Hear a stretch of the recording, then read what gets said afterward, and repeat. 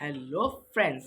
आज इस वाली वीडियो में हम लोग डिस्कस करने जा रहे हैं कंप्लीट वाकिया ऑफ करबला। जी हाँ गाइस, करबला आप जैसे कि आप सब लोगों को पता है कि इस्लाम का एक अपसेट तरीन वाकिया था और आज हम उसको डिटेल में डिस्कस करेंगे। तो बिना किसी देरी के अपनी वीडियो को स्टार्ट करते हैं। गाइस, वाकिया करबला के हमें जो इम्पोर्टेंट पॉइंट्स है सबसे पहले वो जान लेने चाहिए, तभी हमें इसकी पूरी डिटेल्ड वीडियो की समझ आएगी। तो सबसे पहले स्टार्ट करते हैं the tragedy of Karbala, a sacrifice that changed history. In the year 680 AD, on the barren land of Karbala, a tragedy unfolded that would echo through the centuries. It was not just a battle, it was a stand for truth, justice, and sacrifice against tyranny. This is the story of Karbala, the story of Imam Hussain, the grandson of Prophet Muhammad sallallahu alaihi wasallam, and the ultimate price he his companions paid for upholding righteousness. जी हाँ guys, तो ये थी इसका introduction. तो introduction में हमें ये पढ़ा है कि 680 AD का ज़माना था। गाइस, मैं आप लोगों को बता रहा था कि 680 AD में करबला का वाकया पेश आया, जिसके अंदर इमाम हुसैन, जो कि आप सल्लल्लाहु अलैहि वसल्लम के नवासे थे और हज़रत अली के बेटे थे, उन्होंने बहुत अच्छी कुर्बानी दी इस्लाम के खातिर। तो ये थी इसकी ओपनिंग सेगमेंट। अब हम बात करते हैं इसकी सेगमेंट 1 के बारे में, the background seeds of conflict, यानी ये कन्फ्लिक्ट क्यों ग्रो हुआ, यानी किस बात पे ये हुआ। After the death of Prophet Muhammad sallallahu alaihi wasallam, leadership of Muslim Ummah transitioned through the Rashidun Caliphs.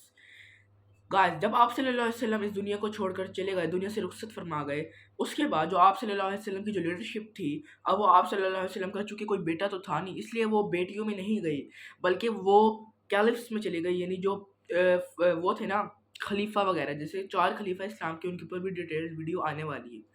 तो गाइस, उनमें जो आप सल्लल्लाहु अलैहि वसल्लम की लीडरशिप थी वो चली गई, फिर आहिस्ता आहिस्ता उन्होंने लीड किया।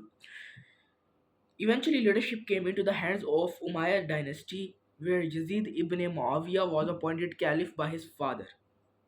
The hereditary succession was seen an Islamic and a clear deviation from the Prophet's teaching. Yazid demanded allegiance from key figures including Imam Hussein, but Hussein refused, to him pledging allegiance to an unjust ruler would legitimize oppression. जी हाँ guys, तो ये था इसका सारा background और ये किस लिए हुई थी गाइस। जो इसका जो मेन किरदार था ना बैटल ऑफ करबला का, वो था यजीद इब्ने मुआविया। उसने हज़रत इमाम हुसैन को शहीद किया था और उसी की वजह से, और हज़रत अली ने मुआविया को भी मार दिया था। लेकिन ये बात की बात है, जो यजीद बिन इब्ने मुआविया था ना, उसको पावर मिली थी उसके फादर की वजह से, तो वो इस्लाम के सख्त खिलाफ हो गया था। जब उसने इमाम हुसैन से एक चीज़ कहने को कहा तो इमाम हुसैन ने सिंपली रिफ्यूज़ किया, तो फिर वो मुसलमानों के सख्त खिलाफ हो गया था। फिर उसके बाद ये बैटल ऑफ करबला पेश आया। तो गाइस, अब हम चलते हैं अपने सेगमेंट 2 की तरफ, जो कि है द जर्नी बिगिंस। अब गाइस, जब वाक़ई करबला जहाँ पेश आया था, वो कहाँ पेश आया था, एग्जैक्टली उसकी लोकेशन क्या थी। Imam Hussein, along with his family and companions, left Medina and headed towards Kufa, where he was invited by thousands who promised support. However, en route he received devastating towards Kufa, where he was invited by thousands who promised support. However, en route he received devastating news. His supporters in Kufa had been silenced or killed. So guys, मेरी जो location है वो फ़िलहाल change हो चुकी है। अब मैं आप लोगों को बता रहा था कि इमाम हुसैन को बहुत ज़्यादा इंसिस्ट किया जा रहा था कि गाइस, तो मैं आप लोगों को ये बता रहा था कि इमाम हुसैन रज़ी अल्लाह ताला अन्हा जो थे, उनको एक लालची किस्म का ना नोट रिसीव हुआ था किसी तरफ से, यजीद इब्ने मुआविया। यजीद इब्ने मुआविया था मुआविया का बेटा, जो कि उस टाइम थे यजीद लोग, यानी जो मुसलमानों के खिलाफ हो गए थे। यजीद डिमांडेड एलिगेंस मीन्स बाया from Imam Hussain, but Hussain refuse. Guys, जो यजीद था ना, यजीद ने जब यजीद को हुकूमत मिली थी ना उसके मुआविया बाप के मरने के बाद, तो यजीद डिमांडेड एलिगेंस। यजीद ने सिंपली एलिगेंस को डिमांड किया था इमाम हुसैन से, बट इमाम हुसैन ने सिंपली रिफ्यूज़ कर दिया था कि मुसलमान ये नहीं देंगे। He could not, in good conscience, pledge loyalty to a ruler who openly violated the teachings of Islam, a man for corruption, oppression, and abuse of power. Imam Hussein declared, "A person like me can never give allegiance to a person like Yazid." इमाम हुसैन के ये exactly words भी है कि उन्होंने बताया था कि मेरे जैसा इंसान कभी भी यजीद को एलिगेंस नहीं देगा। अब गाइस हम बात करते हैं कि कूफा का रोल क्या था। What was the role of Kufa? At this time Kufa, a city in modern day Iraq, had a large population of Muslims who were loyal to the family of Prophet, the Ahl Bayt. When they heard the Yazid had come power and that Imam Hussein has refused allegiance, the people of Kufa wrote thousands of letters to Hussein inviting him to come and lead a rebellion against Yazid's rule. Guys, encouraged by their support, Imam Hussein sent his cousin Muslim to Kufa to assess the situation. Muslim reported back the time Kufans were ready to stand with Hussein, so Imam Hussein, along with his family and a small group of companions, set out from Makkah towards Kufa. Guys तो अब आती है हमारी पास main बात की। हुसैन जो हज़रत हुसैन थे, उनको कूफ़ा वालों की तरफ से बहुत सारे ख़तूत आए कि आप अब अपनी जो उसको है ना डेवलप करें, अब आप अपनी जनरेशन को डेवलप करें, अपने आप को डेवलप करें, तो आप ना मक्का से हिजरत करके कूफ़ा आ जाए। बहुत ज़्यादा इंसिस्टेशन के बाद, यानी बहुत ज़्यादा जब उन्होंने इंसिस्ट किया, तो फिर इमाम हुसैन इस बात पर राज़ी हो गए और वो मक्का मुकरमा से निकल गए कूफ़ा के लिए। कूफ़ा निकलते हुए मक्का मुकरमा के दरमियान एक रास्ता आता है जो अब करबला के नाम से जाना जाता है। और मैं आपको बताता चलूँ कि ये जो करबला का ये प्रेजेंट डे इराक में मौजूद है। जी हाँ गाइस, जो करबला का ये जो पार्ट है ना, यहाँ पे करबला का जो आप कह सकते हैं लैंड था, वो इस वक्त मॉडर्न डे इराक में मौजूद है। और ये था 100 kilometre south west of Baghdad, near the banks of Euphrates river. और ये गाइस जो करबला का वाक़या था, ये कब पेश आया? 10th of Muharram 61 AH Islamic calendar, corresponded to October 10 680 CE Gregorian calendar. ये जो डेट थी ये थी, और लोकेशन थी करबला, जो कि मक्का मुकरमा से लेकर मदीना मुनव्वरा के सॉरी मक्का मुकरमा से लेकर कूफा के रास्ते के तकरीबन दरमियान में आता है। और यहाँ पर सारा का सारा करबला का वाक़या पेश आया।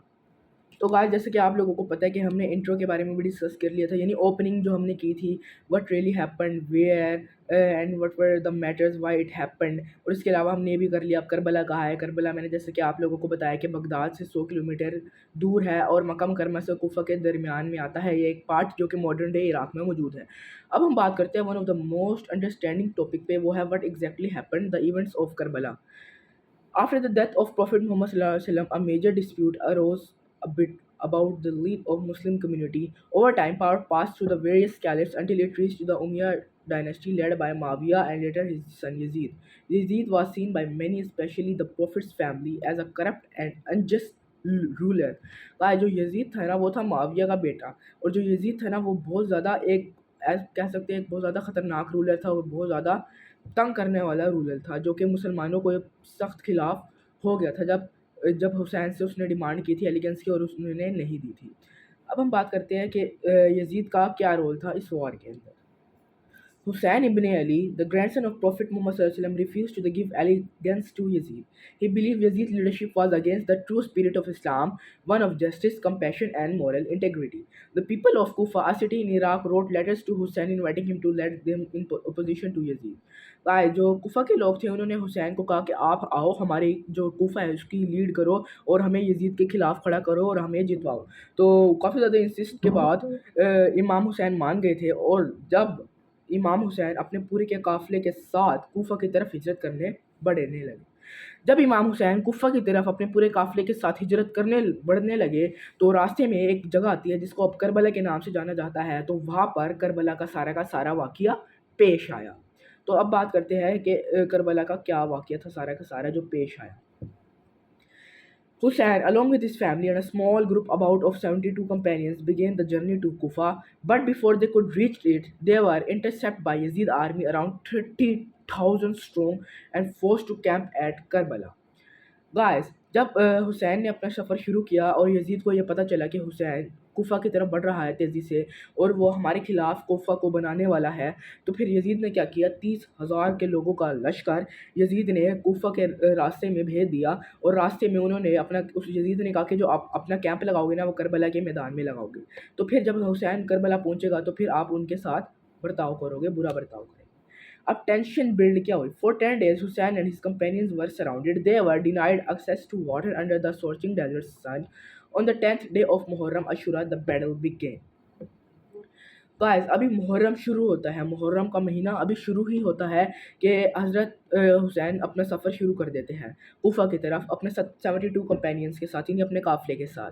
तो अब वो जब सफ़र में जा रहे होते हैं तो रास्ते में एक पार्ट आता है करबला, जहाँ पर यजीद की 30,000 स्ट्रॉन्ग आर्मी उनका वेट कर रही होती है कैंप लगाकर। और जैसे ही अब उनके 72 कंपेनियंस और 30,000 का कोई मुकाबला वैसे ही नहीं होता, ये तकरीबन इम्पॉसिबल है। अल्लाह चाहे तो हो सकता था, बट उस टाइम अल्लाह को जो मंजूर था। क्या हुआ, 30,000 के लश्कर ने हज़रत हुसैन के जो लश्कर था उसको घेरा ले लिया, अपने घेरे में ले लिया और उसको अपनी कस्टडी में ले लिया। यानी अब जो हज़रत हुसैन और उनका लश्कर था ना, वो यजीद की कस्टडी में था। अब यजीद ने हज़रत हुसैन को ऑफ़र की कि आप अभी भी हमें एलिगेंस दे सकते हो और हम आप लोगों को छोड़ देंगे, अपने राज वगैरह बता दो। तो हज़रत हुसैन ने कहा कि सिंपली हज़रत हुसैन ने कहा कि मैं ये अमन नहीं चाहूँगा, अब जंग ही होगी। तो फिर क्या होता है कि 10 दिन पहले मुहर्रम से लेकर 10वें मुहर्रम तक यजीद हज़रत इमाम हुसैन को और उनके काफ़िले को गर्मी धूप में, अब जो करबला का मैदान है ना वो एक तकरीबन डेज़र्ट में मौजूद है। अब यजीद ने उनको एक डेज़र्ट में तप तपते सन के नीचे बिठाया हुआ था, लिटाया हुआ था, उनके ऊपर ज़ुल्म कर रहा था और उनको 10 दिन तक पानी पीने को नहीं दिया। गाइस आप लोग भी सोच रहे होंगे कि करबला के जो 10 मुहर्रम आते हैं तो हम उसमें पानी क्यों बाँटते हैं? बस वो इसका ही एहसास करते हैं कि सारे वो लोग पानी पी लें ताकि यज़ीद वाक़या दोबारा ना टेक प्लेस कर सके। तो गाइस ये इतना भयानक, इतना ख़तरनाक और इतना इमोशनल वाक़या था ना, आप कह सकते हैं कि इस वाक़ये के अंदर ये सब चीज़ें हमें देखने को मिली थी। अब 10 दिन तक तो उनके ऊपर फुल ज़ुल्म-ओ-सितम होता रहा, ना उनको प्रॉपर खाने को दिया गया, ना उनको पानी तो कतरा भी नहीं दिया गया, हल्का पानी उनके सामने ज़ाया किया गया। अब इसके अंदर आता है कि emotional pause, one by one Hussain's companion, family member including his 6 month old son Ali Asghar were killed. Finally, Hussein himself was martyred. His body was mutilated and his head was sent to Yazid as a trophy. The surviving women and children were taken as captives to Damascus. Why it matters, consequences and legacy. Guys तो ये था सबसे upset वाक़या Karbala के कि 10 दिन तक जब इमाम हुसैन को कूफा से बहुत ज़्यादा, अब मैं आपको एक दफ़ा इसकी समरी बता देता हूँ कि जब इमाम हुसैन को कूफा से ख़तूत आते हैं कि आप हमें आए, हमें लीड करें यजीद के ख़िलाफ़, तो इमाम हुसैन काफ़ी ज़्यादा इंसिस्ट के बाद मान जाते हैं और अपने 72 कंपेनियंस के साथ निकल पड़ते हैं कूफा के लिए मक्का से। अब जब वो रास्ते में पहुँचे तो एक रेगिस्तान का पार्ट आता है करबला, जो कि बगदाद से 100 किलोमीटर दूर है। वहाँ पर जो था यजीद, उसने अपनी 30,000 के लश्कर को कैंप लगा के बैठा हुआ था। तो जैसे ही इमाम हुसैन उधर जाते हैं तो वो उन्हें अपनी गिरफ्त में कर लेते हैं, अपनी कस्टडी में कर लेते हैं और उनके ऊपर 10 दिन तक ज़ुल्म सितम करते हैं। 10 दिन में काफ़ी ज़्यादा लोग शहीद हो जाते हैं और जब इमाम हुसैन बचते हैं तो इमाम हुसैन को भी वो शहीद कर देते हैं और शहीद करने के बाद इमाम हुसैन का जो सर है वो तोहफ़े में भिजवाते हैं किसको? इमाम हुसैन का जो सर था वो यजीद को तोहफ़े में भिजवाते हैं। जो यजीद की आर्मी थी वो इमाम हुसैन का सर कलम करके यजीद को तोहफ़े में भिजवाते हैं और ये इमाम हुसैन का एक बेटा था अली असगर, 6 महीने का भी था वो, अभी उसको भी शहीद कर देते हैं। तो ये थी करबला का एक मोस्ट अपसेट वाक़या जो कि इस्लाम की हिस्ट्री में अभी तक इसका माना जाता है कि ये one of the most upset वाक़यों में आता है। अब why it matters, consequences and legacy.